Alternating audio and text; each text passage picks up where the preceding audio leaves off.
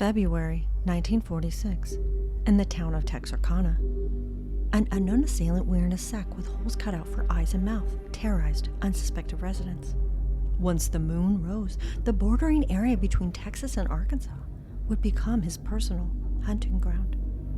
Within only a few months, the masked killer brutally murdered 5 people.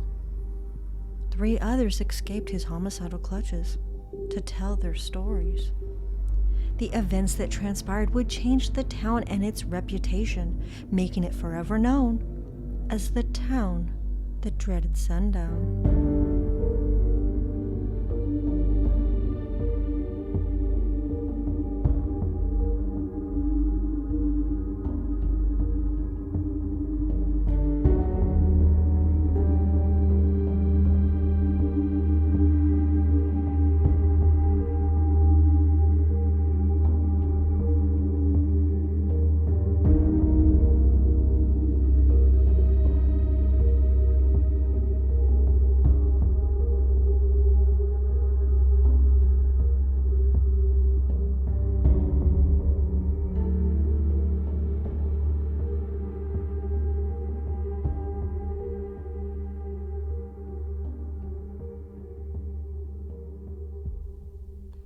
Hello, and welcome to Shades of Murder. I'm your host, Alita Caldwell. Each episode, I discuss cases of murder from around the world and throughout history, and attempt to unfold the layers of darkness that help make humans into monsters. Please be forewarned that each episode contains specific and at times very graphic and disturbing details of the case. This show is not intended for all audiences, and listener discretion is strongly advised. Jason Voorhees, Michael Myers, and Leatherface are 3 of the most popular horror icons of all time. Part of their terror and intrigue comes from their faces being hidden from their victims and the audience. We imagine that the most hideous and disfigured of humans, or even subhumans, lie underneath. These horror villains may never have been created without the terrifying true story of the Texarkana Moonlight murders. The real-life villain of these serial killings would manifest itself in the urban legend of teenagers parked at Lover's Lane, being stalked and murdered. These crimes would also spark the popularity of the masked madman in horror films, especially popular during the slasher 80s and 90s. This is the true story of the Phantom Killer. Texarkana sits right along the border of Texas and Arkansas, giving it its unique dual state name and culture. The year was 1946, and the city was booming with around 40,000 residents. Only 10 weeks before this terrifying piece of its history began, World War II had ended. Not only did this bring in a flood of sons and fathers and loved ones finally returning home, but it also brought a newfound hope, and with it came opportunities for prosperity to the town's residents. Thanks to the bill signed by former President Franklin D. Roosevelt and expanded by then-President Harry S. Truman, the New Deal, or also called the Fair Deal, established programs and reforms that gave every citizen the right to be given a fair deal. This equated to major social reform and welfare programs and provided more opportunities for people to attend college and receive loans to start their own businesses. This greatly enhanced the outlook of the American people toward their futures. In the town of Texarkana, the future of the young people looked especially bright. Then, on February 22nd, 1946, the mysterious masked killer would make his first attack. A young couple, Jimmy Hollis and Mary Jean Larry, had driven out to the outskirts of town. They were parked along a desolated road in an area known to locals as Lover's Lane. Suddenly, out of nowhere, the couple were staring at a man wearing a mask, pointing a gun right at them. He ordered them out of the car and demanded that the young man remove his pants. Jimmy Hollis hesitated at first, but then he did as he was told, fearing what may happen to him if he failed to listen to the masked gunman. The stranger beat him severely. Mary Jean Larry heard what sounded like a gunshot, but it was the sound of her boyfriend's skull being crushed.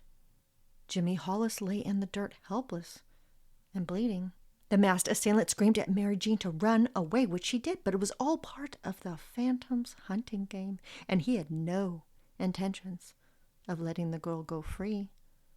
The man with the mask was closing in on her.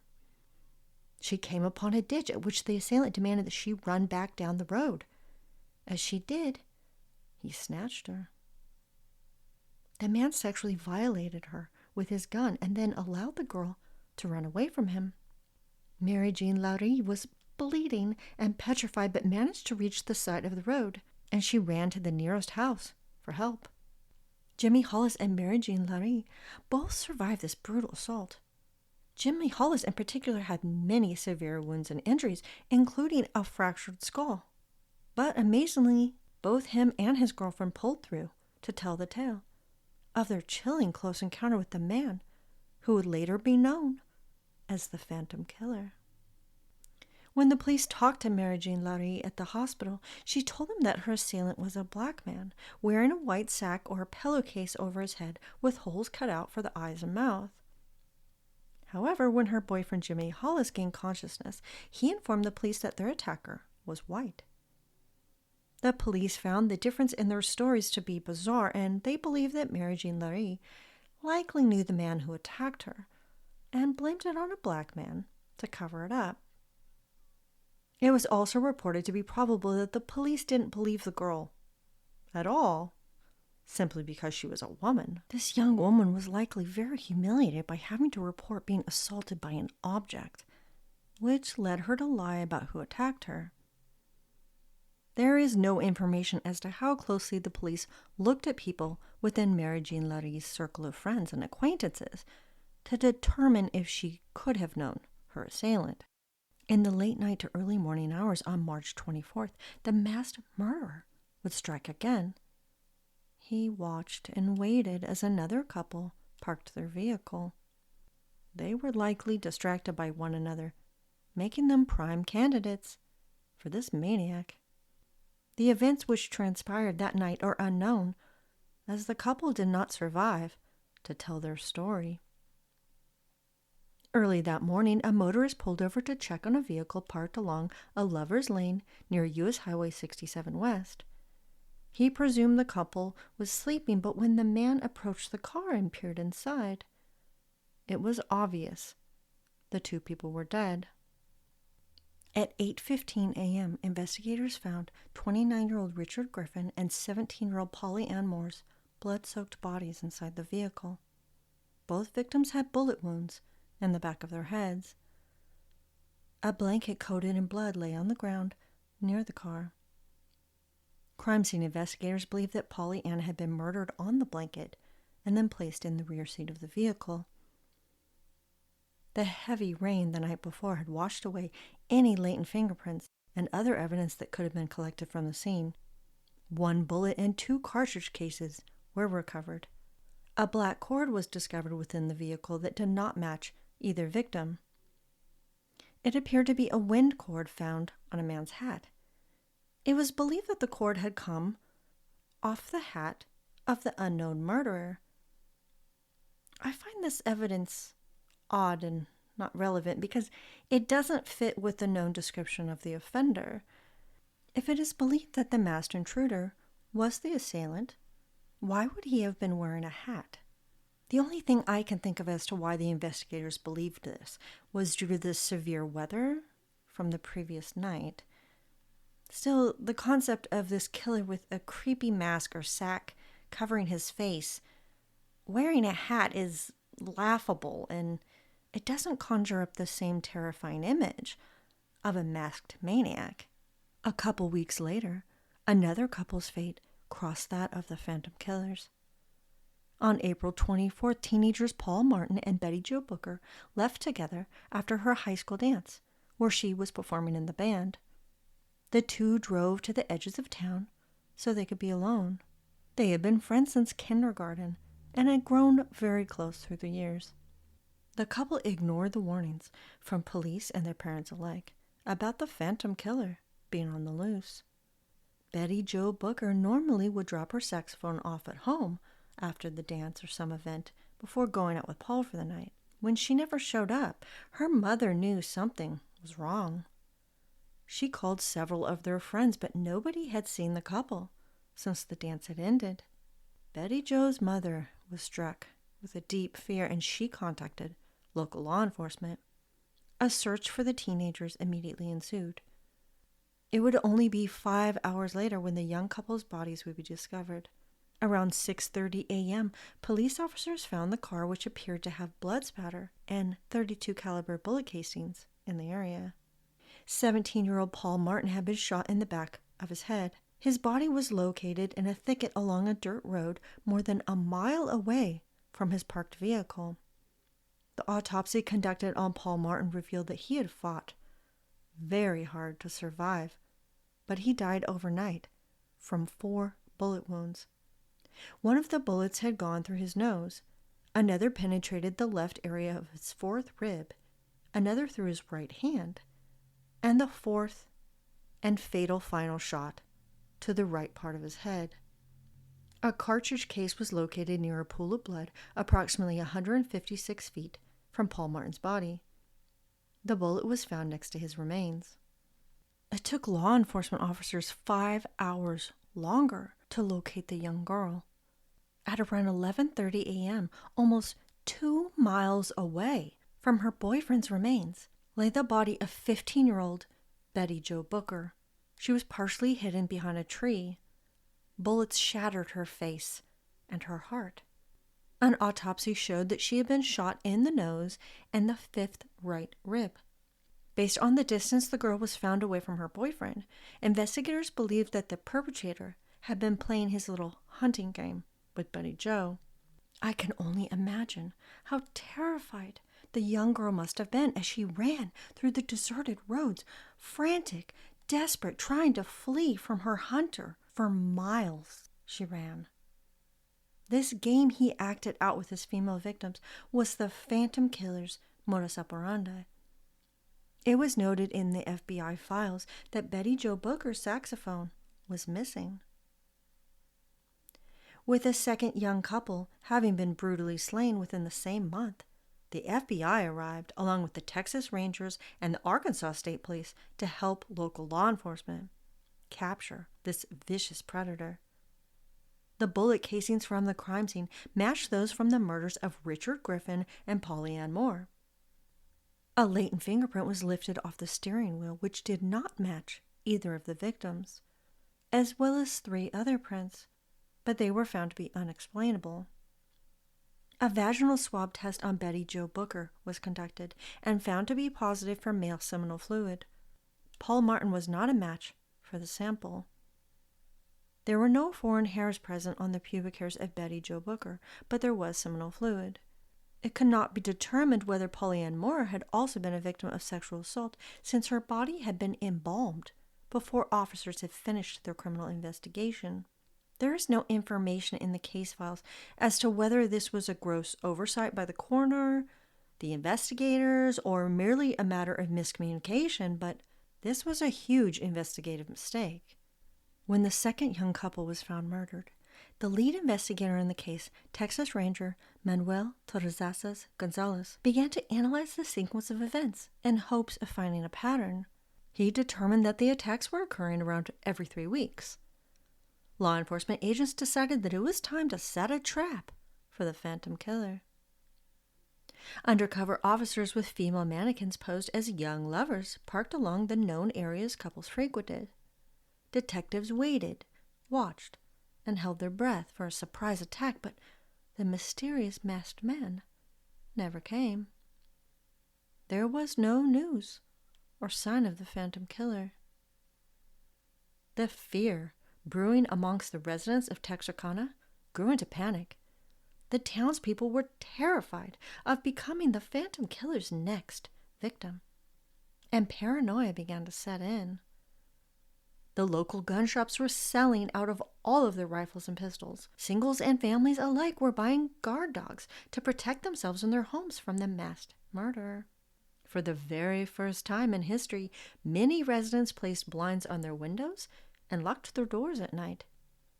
Some even nailed their windows shut. A strict curfew was set in place. Texarkana was on lockdown.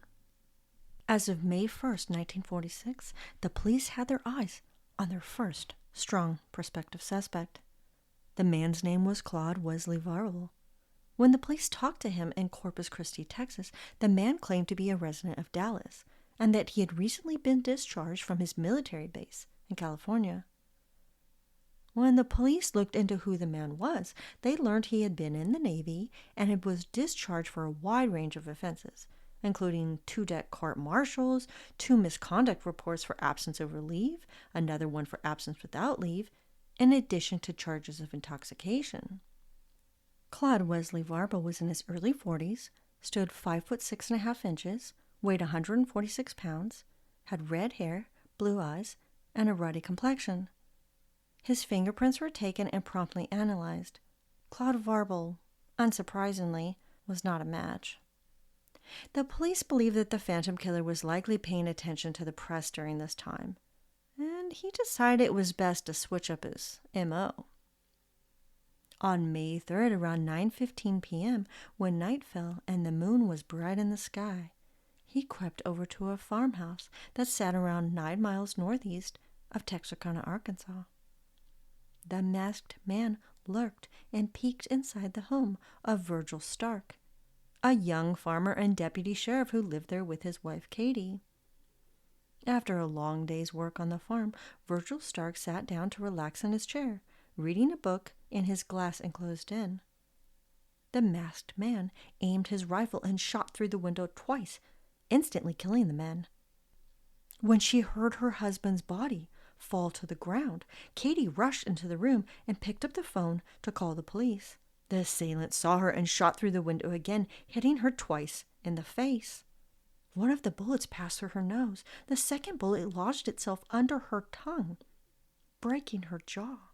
Katie was still breathing. She ran faster than she believed she ever could out of the house and across the farm. She reached a neighbor's house where they called the police. Incredibly, despite her severe injuries, which kept her in critical care for months, Katie Stark survived the vicious attack. When the police arrived at the farm, Virgil Stark was discovered dead in his den with 2 bullet wounds to the back of his head. Blood specimens and bullets were collected at the scene and sent for testing. There was a flashlight that appeared to have been dropped at the site where the assailant stood outside the window. No latent fingerprints were found. It was confirmed that the bullets came from a .22 caliber weapon, believed to be an automatic weapon in light of the small pattern of bullet holes found within the window. 5 pieces of linoleum flooring with blood-stained shoe prints were collected and sent to the lab for analysis. Similar shoe impressions were collected on what is known as a wagon road, which led up to the house, and in a cotton patch nearby. Plaster casts were made of the shoe impression for comparison. A set of kitchen window curtains were removed by the perpetrator when he entered the residence after shooting Katie, were also collected. 2 vials of blood from the areas of the home in which Virgil and Katie Stark were shot were also sent for testing. Blood-spattered brown wrapping paper was found on the ground outside the window, where the killer was believed to have been standing. In addition, there was the back of the chair Virgil Stark sat in while he was shot, and a pack of exposed film that appeared to have fingerprint smudges on them. Tire tread impressions were found on the dirt road later that were determined to match Allstate tires. No fingerprints of any value were collected from the flashlight or the back of the chair, even though the modus operandi of the perpetrator, in addition to the caliber of weapon that was used in the commission of the crime, did not match the other 2 murders or the case of assault. Investigators strongly believed that it was the same offender. Virgil Stark was deemed one of the most well-liked and popular men in Miller County and had no known enemies. Law enforcement was completely lost on who their masked assailant could be. A few days later, on May 7th, The mangled body of a man was discovered lying along the railroad tracks, 14 miles north of Texarkana. One arm and one leg had been severed. The man had a deep cut above one of his eyes. There was no indication, though, that he had been thrown from or had fallen off the train. His body did not exhibit any signs of bruising as expected in such a severe fall, nor were there any gravel markings that would have been present if he had rolled underneath the train. Investigators believe that the man had been murdered somewhere else and then placed purposely on the tracks to be found. 4 days later, a man was arrested on charges of violent sexual assault, and he would be placed at the top of the suspect list. Charles A. Coleman was arrested on charges of rape on May 11th in Paris, Texas, and had been in Texarkana during the nights of the other two murders. He was a strong suspect, but this theory failed when his alibi showed him not to be in the state on the night of the attack of Virgil Stark and his wife. Charles Coleman was allegedly in Colorado that night. However, officers did not rule anything out completely since there was no conclusive proof that the same offender had committed the third murder. They had to keep their possibilities open and consider them possibly related, but also perhaps separate events. That is what law enforcement officially claimed, but at least according to the FBI vault, which contained all of the suspects, leads, evidence, requests for lab tests, everything imaginable within the investigation regarding the Texarkana murders. The police clumped all of these strange murders under the workings of the Phantom Killer. There was no indication that they genuinely pursued the alternative. Now, on a side note, the FBI vault is this archive of criminal investigations. There are not that many, and they are pretty random. Like, for example, there was the Black Dahlia and the Ted Bundy case. And there was also Texarkana Moonlight murders. There's more than 1,100 pages of notes, reports, aforementioned requests for lab tests, results of lab tests, every imaginable suspect that they went through, and the reasons why they were considered a suspect at the time. Every single page I read through, all 1,100 pages, and not once did I see the investigation going in any other direction except trying to find the culprit of all of these murders. I can't help but think that this was a mistake on their part because the modus operandi as well as the weapon didn't match, and there's a very strong likelihood that there were other violent murders taking place at the same time, and that this wasn't considered a strong likelihood really minimized the scope of the investigation, in my opinion, and it kind of pigeonholed where and what they were looking for in a suspect. Anyway, I digress. A few weeks later, another man surfaced on the police's radar. On May 24th, the LAPD out in California contacted the FBI in Texas regarding a man they had in custody named Ralph Barney Bauman, whom they had arrested the previous day. Bauman claimed to be in Texarkana between March 25th and May 3rd.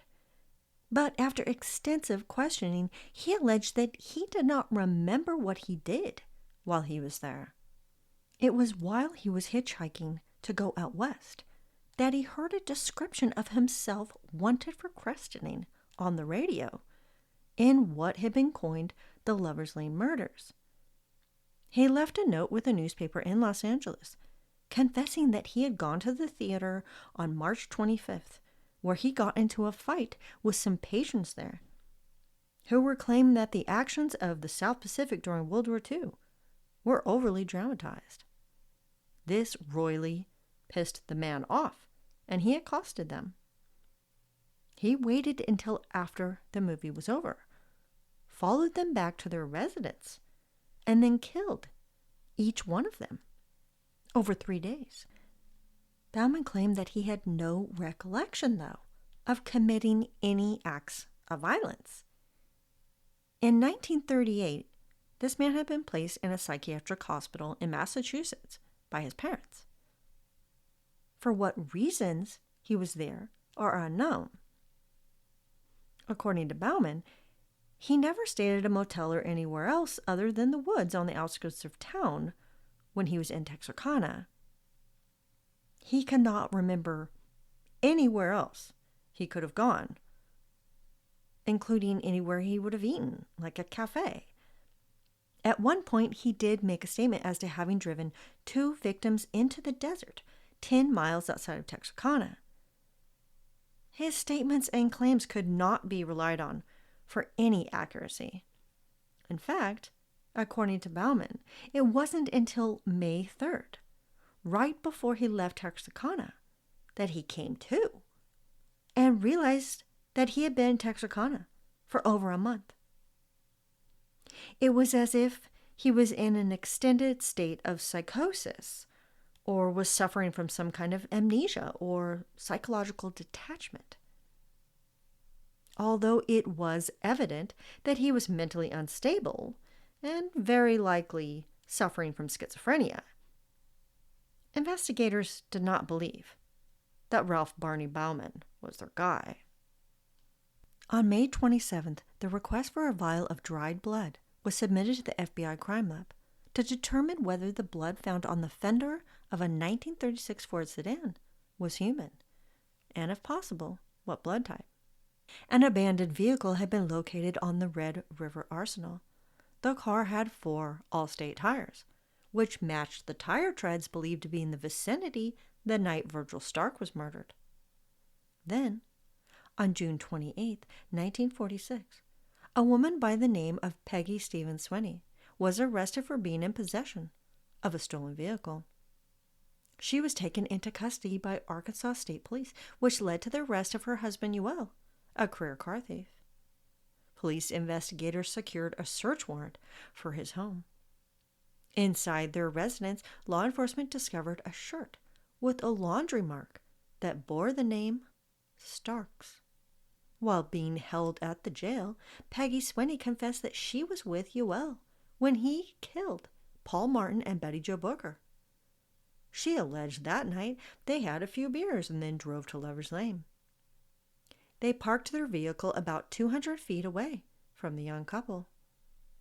Yoel held a .32 caliber automatic weapon in one hand and his other wore a glove. They forced the 2 out of the vehicle and dragged them into their own, which was the Plymouth sedan they had stolen. The couple drove the terrified teenagers a quarter mile down the road. Then Yoel Swinney turned to Paul and instructed him to leave the vehicle and climb over an adjacent fence. Paul climbed as fast as his legs could muster, but it was just a game to Yoel. He laughed as the boy struggled to make it over the fence, and then he shot him twice. Betty Jo screamed bloody murder as Peggy held the girl down. Yoel returned to the vehicle and drove down the road. He turned the car around and drove by the area where Paul had been shot. The young man was still alive. They all watched as he stumbled along the road, bloody and bent over. Yoel then shot at his hand, but it didn't stop Paul from trying to get away. Yoel pulled over, got out of the vehicle, walked up to the kid, and pulled the trigger one final time. The couple drove off with the petrified young girl in the back. They drove up one side of the road and then another until Yoel stopped the vehicle again. This time he forced the girl out and made her walk into the woods. Peggy listened as the girl struggled, attempting to fight him off. Then a few minutes later, she heard 2 shots fired from his gun. Yoel then returned to the vehicle and drove around for a while until they came across a spot that was secluded enough for him to change out of his bloody clothes. Yoel and Peggy Swinney left Lover's Lane and resided in a wooded area near her parents' home in Texarkana that night and to the following day. The night after the murders, they stayed at her parents' house, and then early the next morning, they fled for Dallas. While en route to Dallas, they stopped on the side of the road and burnt his bloody clothes. Peggy Swinney stated that her husband told her the gun he used to kill Paul and Bobby Joe was the same as the first double murder. According to Peggy Swinney, he never disclosed any details regarding the murder of the first couple. At the exact spot where she claimed her husband had changed his clothes, investigators found an address book which belonged to Paul Martin. Peggy Swinney also had information regarding Ewell's involvement with the attack on the Starks, which she happily provided to the police. She claimed that she had a date with Virgil Stark on January 1st, 1946 at the Savoy Motel, and another couple was there with them. The woman allegedly there with Peggy, Virgil, and some other man told Ewell Swinney about this scandalous night, and he no doubt flew into a rage. On May 3rd, after Peggy and Ewell had gotten into a particularly nasty fight, he threatened to take care of the Starks. On the night of May 3rd, he returned to their home and told her that he had taken care of the couple. She observed at the time how he was wearing old shoes that were now splattered with river mud. They would end up going to Little Rock, Arkansas, where they would dump his shoes into the river. On July 28th, homicide investigators, along with Peggy Swinney, drove out to Dallas to locate the site where Ewell Swinney had allegedly burnt his bloody clothes after killing Paul and Betty Jo. But then, out of nowhere, Peggy changed her story. Peggy Swinney now claimed that she had created the story because she had been placed under such strenuous interviewing by the police, but there was no evidence to support this. The Sheriff's Office of Texarkana and the Texas Rangers believed that she had fabricated the entire confession. Peggy Swinney's fingerprints did not match any of the latent prints taken from the scene of Paul Martin and Betty Jo's murder. When Ewell Swinney's palm print was compared to the latent print found at the Stark murder, no identification could be made. While held in the custody of Arkansas State Police, Ewell Swinney never admitted to anything. He refused to talk to investigators regarding the murders. They only had weak circumstantial evidence and a witness's confession that had since been retracted. Who they believed to be their prime suspect could not be proven to be the Phantom Killer. Leads came and went, but nothing ever seemed promising. Then 2 men who had escaped from the U.S. Public Health Service Hospital in Fort Worth, Texas, back in late February of 1946, were brought to the police's attention.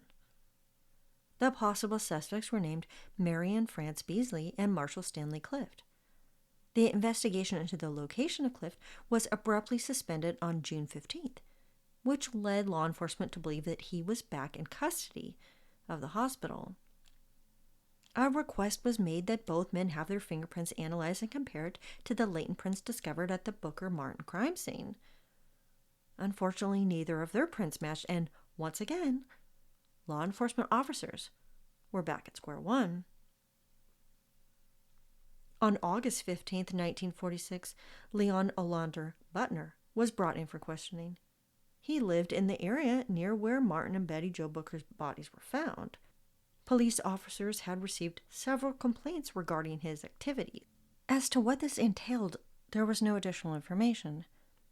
He was yet another man in uniform who had been discharged from the military and who had raised the suspicions of law enforcement.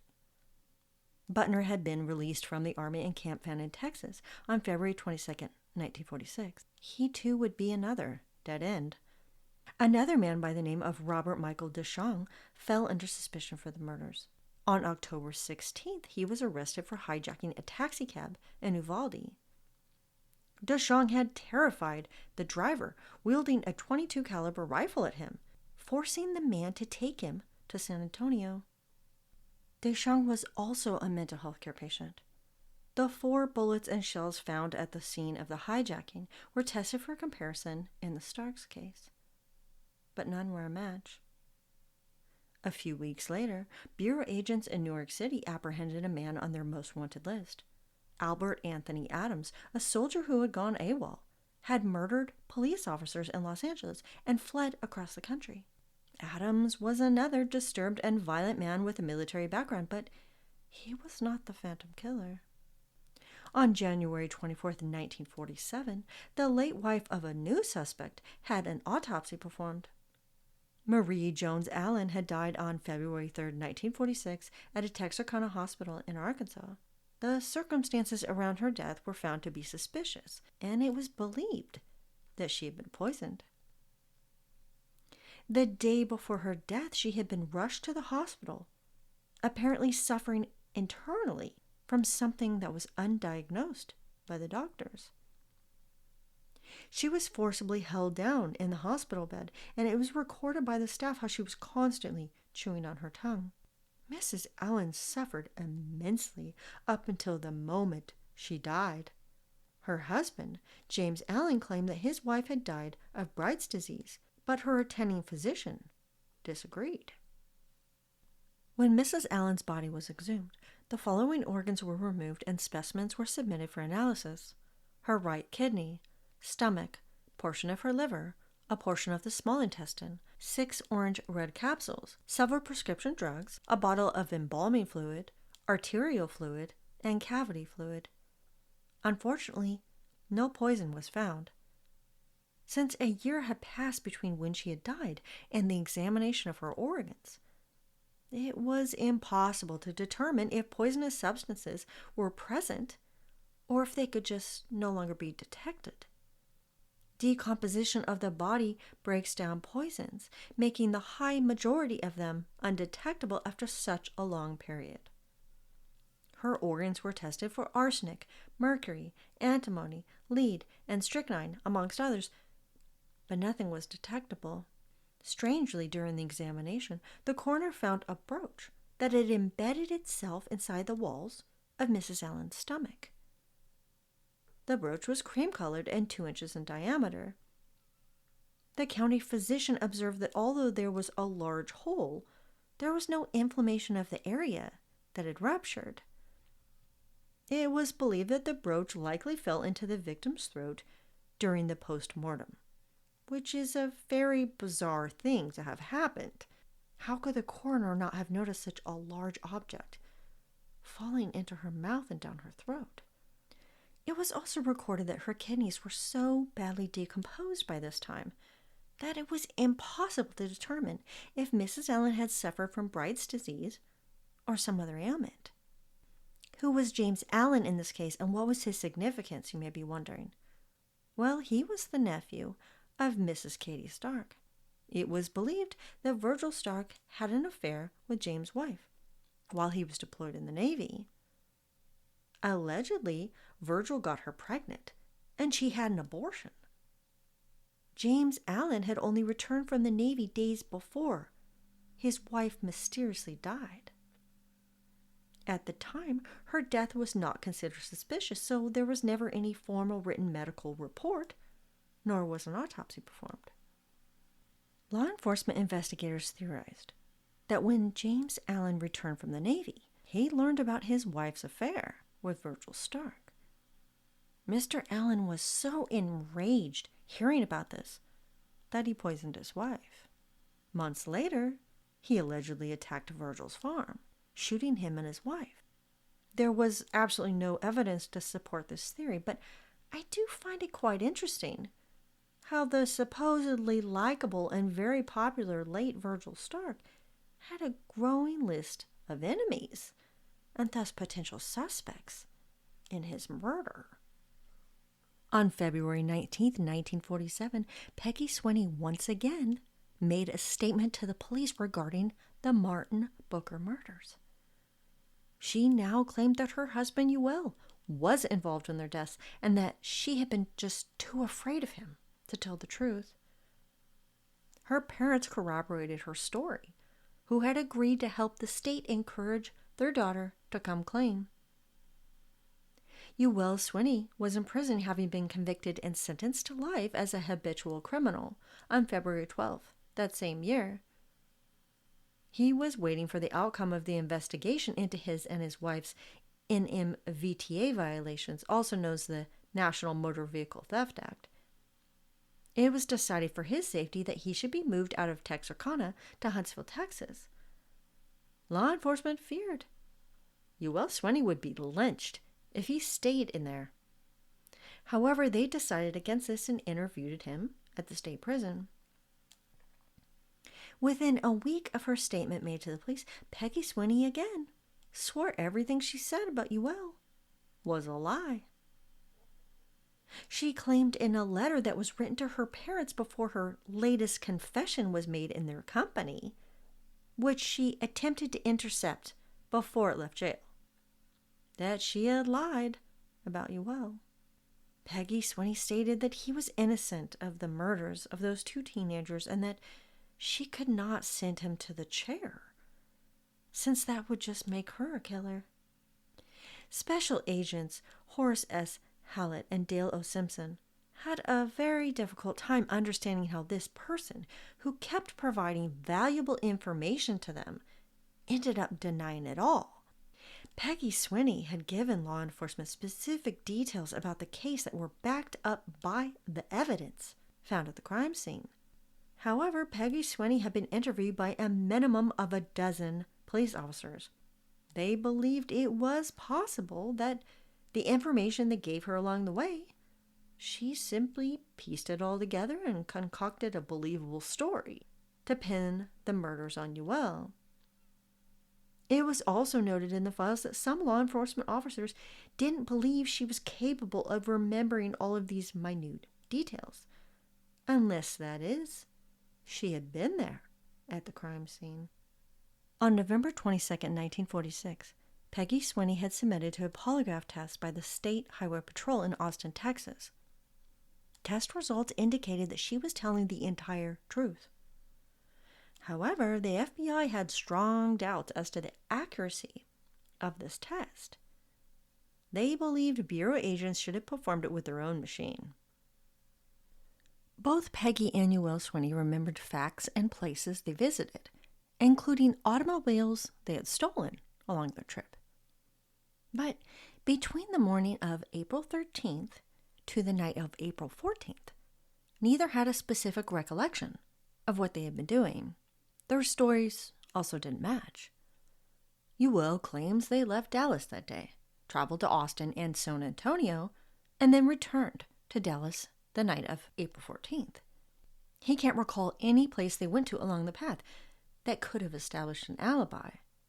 Peggy Swinney stated they left Dallas around 11 a.m. on April 13th and traveled to Texarkana, Arkansas. They remained there until the morning of the 14th, according to Peggy. She could also not provide any places they may have stopped for gas or a bite to eat along the way. It was also noted how Peggy Swinney could not remember anything from between 7 a.m. when they left Texarkana to when she and Ewell arrived back in Dallas that night. When interviewed by special agents regarding his wife's confession, Ewell Swinney denied ever having been involved in the Martin Barker homicides. He swore that his wife Peggy was just a moron. They shouldn't listen to her because everything she said was a lie. Then the investigation began to take a bizarre and unexpected turn when a strange and mysterious letter was received by Mr. Clark Brown, who was the stepfather of murder victim Betty Jo Booker. He immediately brought it to the attention of the police. The letter claimed to know who committed the murders and named several suspects. The letter was written as follows. Mr. Brown, this is addressed to you personally and is only to help you and Mrs. Brown. The following information is confidential, and if you do not care for it, burn it up immediately. Cannot come to either of you personally. This car number and parties are seen by young girl who does not and will not come to you on account of fear, and for her sake, if not used, please burn. Information was given to both laws here and another authority, so be careful, and for your benefit and success in this use, hire authorities. License Arkansas 85-399, B. Jones, Kyle, Maine, own car. Used to deliver, gun furnished by son of law, across from west of Orphan's home, and that is why protected. Keep this information close, and sorry cannot sign and see you, please burn, if of no value, but it is if you only knew it. Be careful, and if used, try higher authorities, and please do not question this at all. This is only given for your sakes, and nothing wanted or asked, only success if used. Many kind thoughts for both of you, and use confidential. Then a second, and even more bizarre letter was received by Mr. Clark. This is what it said. Some time ago you were written and given valuable information, and nothing seems to come of it. The names given you and all was confidential, and do not mean to worry or remind you. Must be if you tried to find out, they played innocent. Just a little while back there was a death of a girl, and you no doubt heard about it. Where possibly will be another, if you have any influence. Would be so glad you use it. Maybe you did not receive letter. Will repeat names. Go to higher officials, as these people are helped by the law. First officer across from Baptist Orphan Home, Holmes. His son Charles, Albert Moore, Ken's people, supply gun. B.P. Jones supplied another. Bruce Jones used his car seen at Stark's, but has changed it since then. Man by name of Kyle and Kesterson. Do not be misled about any of this. All of this was heard near Stark's. Also blood near Martindale Farm, the night your stepfather killed. They met there later. Not all this at murders, but played their parts, and according to any law, will be guilty. Do not be misled. Keep this confidential. Burn this. Jot names down. Jones lives close to Jefferson Street, or road at the 42nd, and Kyle and other in another town. Please, if you have any influence, carry this to higher authorities. Do not give to these here, for they will tell you nothing to it. You can see why, can't you? Hurry. Maybe you did not get former letters. This will be last written. Wish you could do something, as there will be more. Sympathy with you and yours, by many be assured of that. And only too glad to help to bring justice. Don't think for any other purpose. Keep this confidential, and many thanks if you can do anything about this. My apologies for what pretty much sounds like gibberish, but that is word for word the photocopied letters Mr. Clark had received. A handful of new suspects would also surface during this time. A man named L.D. Hale was arrested by the Texarkana Sheriff's Office and held without bail on charges of rape on April 10, 1947. Clint Houston Logan was arrested for assault and battery in Shreveport, Louisiana, on April 12, 1947, for which he was sentenced to 2 years in jail. Both men's fingerprints and palm prints were taken and tested, but no match was found. It appeared that any man within a certain age range who had committed any kind of seriously violent crime, in particular those with any kind of military background, could become the next suspect. And some didn't even have to commit any crimes at all to be placed under suspicion. L.B. Farquhar, a guard at the Federal Correctional Institute at Texarkana, fell under suspicion due to local officers indicating that he was a sexual pervert. There was absolutely no supporting documentation as to why they believed this. Then more letters appeared, this time received by a resident who seemingly had no connection to the homicide cases at all. On April 30th, 1947, a resident of Texarkana named Elmer Edward Fegans received a letter postmarked from the evening before. The author of the letter accused him of being involved in nefarious activities, possibly even implying his involvement in the murders. This is what the letter said. When you have been a railroader yourself, you no doubt understand railroading. Since you have done this, then you understand the game. Since this is the case, you did it in the past, will ask for return with interest.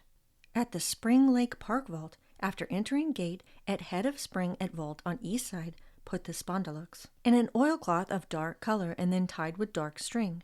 Can't find plain oilcloth, this amount of money in as small bundle as possible, in as large amount of money as possible, large bundle so as to not make possible. Put this on Friday of this week between 8 and 8:15, bringing your oldest daughter with you. Then leave, go home, stay quiet. Without allowing anyone to know about this in any way. You know what I mean. The amount is $3,000. This is only first request. To get back your request or railroading, remember? Yes, you do. Don't have any watchdog or prowlers. Keep quiet about this, or else. Your railroading other people is over. Remember your family and keep rules, and Mom, or... Again, quite a convoluted, strangely written letter. But, to put it simply, the letter demanded that the man bring $3,000 in cash to Spring Lake Park between 8 and 8:15 that same day. The letter demanded that the man bring $3,000 in cash to Spring Lake Park between 8 and 8:15 that same day. The letter specified that the man must drive there with his eldest daughter, leave the money in the area, as described in the letter, and then drive back home. He did not do as the letter requested and instead went to the police on May 3rd. Mr. Fegans explained to the police that he was happy to carry out the instructions, except he would not allow his daughter to come with him, and he did not have $3,000 to pay the ransom. The suspect was identified as Floyd Kilcrease, the former owner of the home Mr. Fegans now lived in. He was known for being a heavy abuser of alcohol and had many domestic problems. Mr. Kilcrease was the only man Mr. Fegans suspected could be behind the ransom note because at the time he had been in the process of buying his home, Floyd Kilcrease was out in California. Mr. Fegans primarily dealt with his wife and her realtor, who had the authority to sell the house. However, before its closing, Mr. Kilcrease returned from California to try to stop the sale. It was believed that Mrs. Kilcrease received more than her fair share of the sales from the house. Shortly after he came back to Texarkana, his wife began divorce proceedings. Mr. Fegans believed Floyd Kilcrease was trying to get extra money from him for the house since his wife had ended up with most of it. Mr. Fegans drove to the park and dropped the bundle of cash off as instructed. Police set up undercover officers to watch over the spot designated for the payoff. Their surveillance yielded nothing. Then on May 6, 1947, Mr. Fegans received another letter stating that the initial accusations against him were wrong. Both Mr. Fegans and his wife had their fingerprints and palm prints submitted for the purpose of elimination. Law enforcement looked into different elements of Mr. Fegans' life to find anyone with a motive for extortion. A firefighter who also worked the railroads, Mr. Fegan had experience at bumping off younger competitors for job bids based on his seniority. This tactic would undoubtedly create some enemies, but no one panned out. Although Mr. Fegans initially kept his mouth shut on the matter, he did end up revealing to the police that he had sexual affairs with 2 different women over the last 6 months. No animosity had resulted from these relationships ending, so they ended up to also be a dead end. There were other random, seemingly suspicious after-the-fact encounters around the time he had received the letters. Mrs. Fegans and her husband also told officers that within the same period, they received many calls where the caller would be silent on the other end and then they would just hang up. Their eldest daughter was also extensively interviewed and asked to provide the police with a list of her friends. She was asked about her dating life and if there was anyone in particular who had made sexual advances to her. There was no one held in suspicion. It was confirmed on June 12, 1947, that the same typewriter that had been used to write the letters to Mr. Brown, Betty Jo Booker's stepfather, and the extortion letters to Mr. Fegans were the same. Investigators determined what kind of typewriter it was. The particular model and serial number were identified based on specific characteristics, such as letter defects. With this information, they compiled a list of organizations and individuals who had bought an Underwood typewriter since 1923. They did everything imaginable to identify the sender of these letters, testing the envelopes, different types of paper, and the notepad used. Floyd Kilcrease was interviewed extensively, but there was no proof he was behind the letters sent to Mr. Fegans. Then on January 29th, 1947, he received an extortion letter addressed to him. The letter requested that he place 20 $100 bills inside a paper sack and leave it at a specified abandoned building at 26th Street and County Avenue. It was noted that the payoff spot in the extortion letter was within 200 feet of where Paul Martin's vehicle had been located. According to Sheriff W.H. Presley, Fegans' eldest daughter, whom the writer of the extortion letter was asked to be present at the bribery drop, held a striking resemblance to both victims, Paul Martin and Betty Jo Booker. In fact, according to him, she could have passed as either one of their siblings. A bizarre series of letters were also directly sent to the lead detective, Captain Manuel Terrorized Gonzalez of the Texas Rangers. He received 3 letters in 1946. As analyzed by the FBI Forensics Lab, the hand-printed letter he received matched the hand printing within the extortion letter that had been sent to Mr. Fegans. The first letter was hand-printed, dated May 3rd, 1946, and said the following. At the top of the first letter, underlined and in quotes, it said, "Soon as read, no time to lose, for lives are in danger. Captain Gonzalez. The writer would like to meet you personally, but every movement is being watched. On account thinking writer overheard conversation, or least portion of it. Wish you would never give me away, ever if you knew as my life would not be worth any more to these parties than was of those lately murdered. Please believe this. Gun of German make, using 45 or 38 caliber, was borrowed recently for more trouble. So watch this weekend for something or later. They said that had gotten by with so much. Charles Holmes is carrier of gun, gotten from Patrick Jones Holmes, lives on Garland, Jones on Locust Streets, and Bruck Jones on or near Mount Olive. They said had 40 or 50 to cover up for alibis, if ever questioned. Holmes said like first girl murdered, well enough, no one else not to have her did not mention last couple. Holmes is clever and cunning, gotten by with stealing and raping, and has plenty to help him, as his dad is on law on Arkansas side. Said H.C. Holmes was carrying gun for own protection and would have good alibi of March 24th. This is true, and hope you will see into this, as are getting braver. Please burn this. Even though true, writer would be killed, if ever known. This is valuable to you. Shake him down, but please burn. Writer will not sign name as want to live.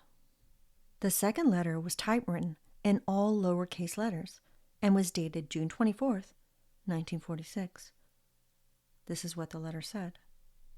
Captain Gonzalez, some time ago you were written a letter concerning 3 different parties addressed to you at Texas Police Station, and whether you got it or not is not known. Sometimes letters written like this seem to be, maybe to you, people not too much importance, but to others possibly would mean their life. This letter referred to was written in time before the Starks murder, and you were given 3 names, and this is another note or letter written in behalf of lives of people who care to live but cannot come to you.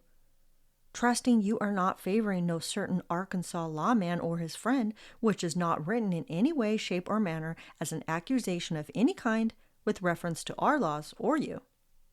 If you will do some questioning, think you will have something. As what we need in this town is cooperation and no payoff. Talk getting mighty big and brave and time getting ripe, so get busy and watch these people. Trust you will keep this confidential as you said you would in the newspaper. is not written with spirit of rallying things up, but with all good intention to help protect the lives of not only one person, but possibly many. If you will check blue two-door sedan without top, you of it had been the findings, no doubt would have been an advantage to you. This sedan belongs to boy not over 24, north of Texarkana, Arkansas. Has been washed and rewashed and had 2 friends to help him, and gun was returned to one of them.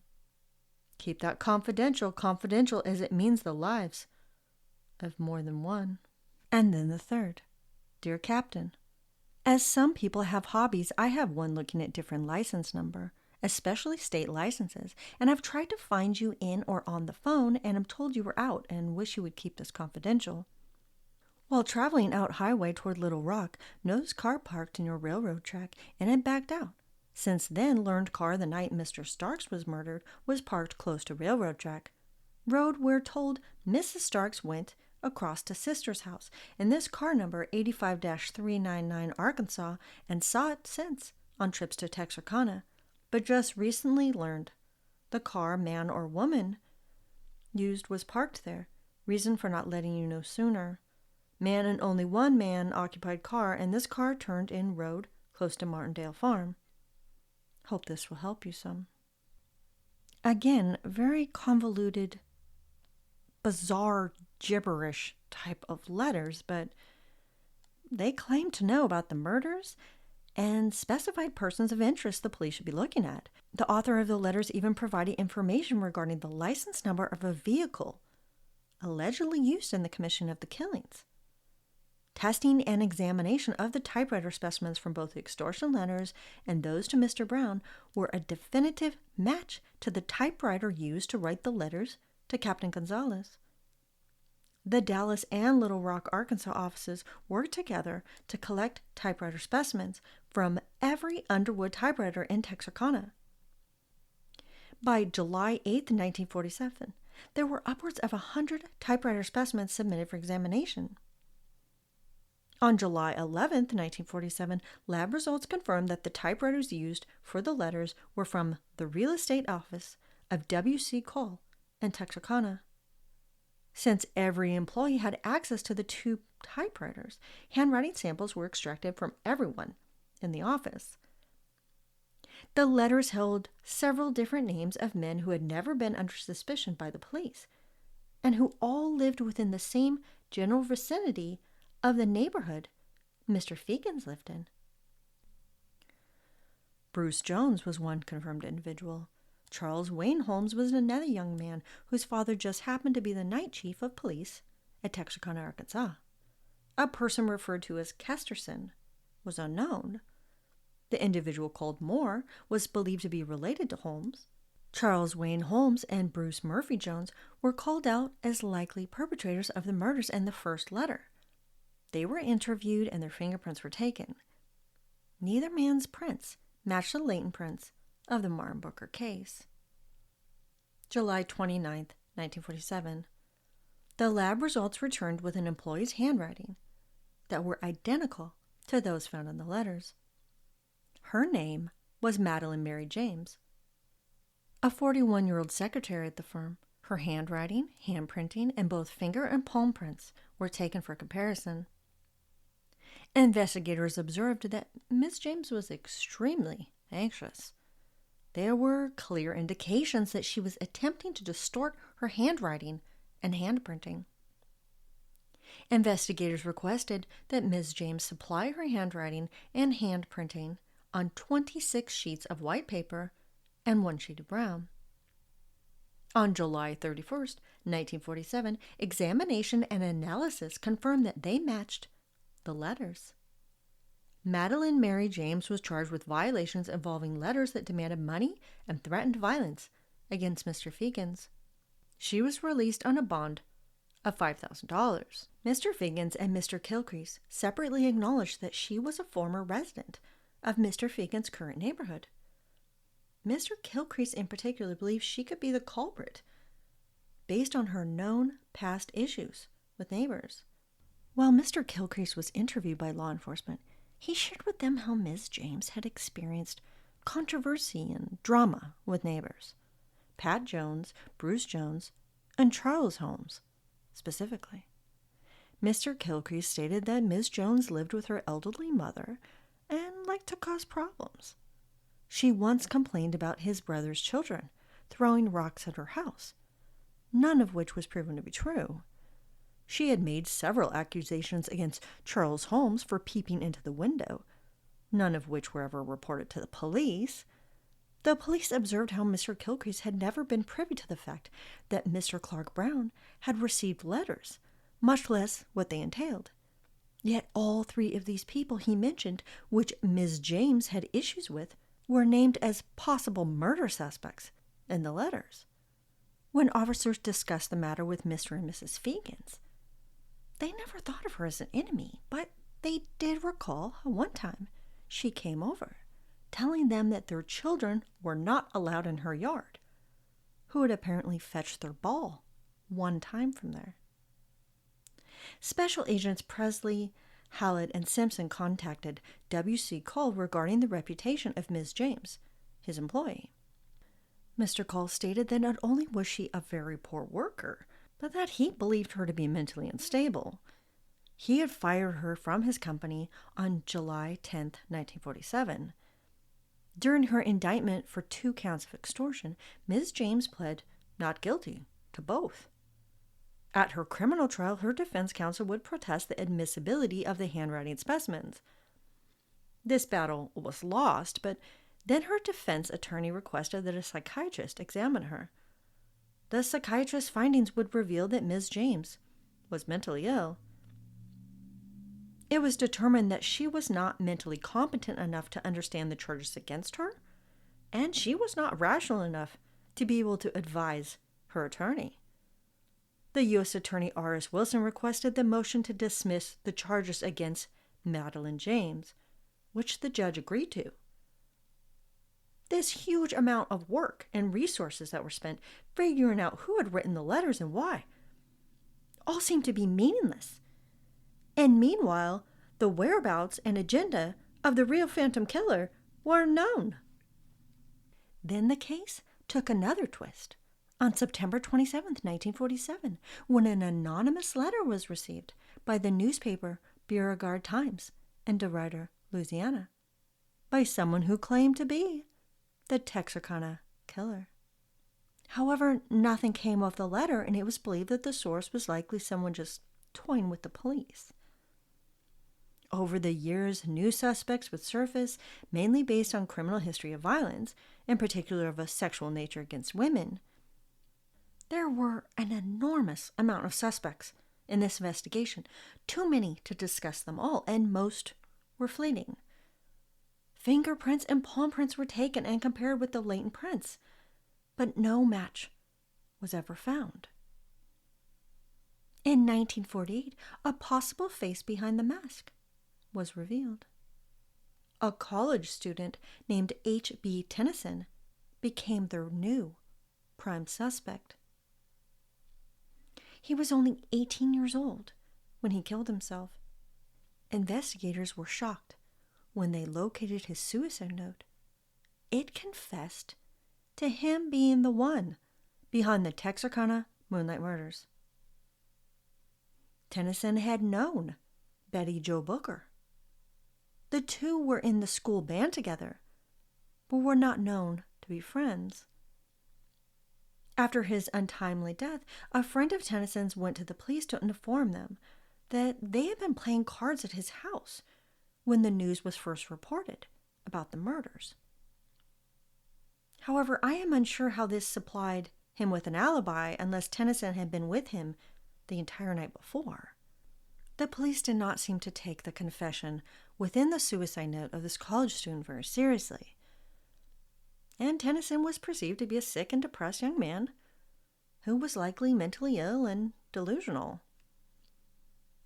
Then on October 11, 1948, 2 inmates who had recently been released from the Texas State Penitentiary at Huntsville, the same prison where U.L. Swinney was, went to visit Sheriff W.H. Presley. These inmates both alleged that U.L. Swinney, believing at the time that he could trust them, confided one night alluding to the murders. According to these former convicts, Ewell Swinney said, and I quote, "If that woman ever talks, they will surely stick me for them." The woman he referred to was likely his wife, Peggy Swinney, who divorced him in August 1948. He and his wife Peggy had their fingerprints submitted and analyzed for comparison. The results had been negative, but in light of these two former inmates' information, it was decided that they should be looked at closer. As of December 15th, 1948, 699 fingerprints from the sheriff's office in Texarkana, Texas, had been submitted for comparison from old cases. There was an additional 4,485 from the local police department in Texarkana, Arkansas, 1,600 fingerprints submitted from the sheriff's office, and 11,700 from their local police department. With two analysts tasked to handle this monumental number of prints, each were comparing around 1,500 sets a day. This is a mind-boggling number of fingerprints to examine closely, accurately, thoroughly, every day. It is difficult to believe that each analysis could have been thoroughly accurate. That is not to say that the analysts didn't do their jobs properly, but how would it be possible to analyze that many sets a day and not overlook something? As of February 10th, 1949, 102 suspects had their fingerprints submitted for comparison. On August 4th, 1949, at the M.O. Pacific Railroad Bridge in Fulton, Arkansas, Mr. Clyde Osment was busy painting the bridge when something strange caught his eye. It was a man's handkerchief. When he went closer to look at the object, he saw a .32 caliber Colt automatic weapon wrapped inside. Rested over, he attempted to clean the gun with motor oil. He later brought both of these items to the Chief of Police, Clarence Baker, of Hope, Arkansas, who sent them to the FBI crime lab. A test bullet was fired at the FBI lab, and cartridge cases were examined under a microscope, but without any significant results. Nothing indicated that they had been fired in the weapon found. They were then compared with all comparable bullets and cartridge cases in the National Unidentified Ammunition File, without any identification found. The gun serial number was searched through the National Property Index, without any record of it having existed. On November 17, 1949, a new suspect arose. James D. Ingram, the former employee of Mr. Taylor Wallace, the superintendent of special services at MK&T Railroad. Mr. Ingram had worked there from December 27, 1944 as a yard clerk in Dallas and resigned from his duty on October 5, 1946. It was reported to law enforcement that not only had Mr. Ingram been unsatisfactory as an employee, having been very unreliable, but he also made up stories about his actual position. He misrepresented himself as the special agent or the yard master to random fellow employees, and even to the police. Mr. Ingram also allegedly told the owner of a cafe in Dallas that he was an FBI agent. Mr. Wallace found him to be quite peculiar, even delusional. He also informed the police that Mr. Ingram had purchased a .32 caliber Colt gun on January 1945 from a man once employed as a special agent at MK&T Railroad. Mr. Ingram was also known to have frequently traveled to Texarkana. He also sometimes just disappeared from his job without providing any reason. Mr. Ingram was suspicious, unethical, and perhaps a bit mentally ill, but his prints would prove that he was not the Phantom Killer. The years continued to slide by, and with it came new suspects. Names would pop up, the men would be located, tested, and analyzed, but a match was never found. The police would return to looking at others with possible modus operandi and profiles that may match the crimes. Any real leads and strong suspects, though, began to fade.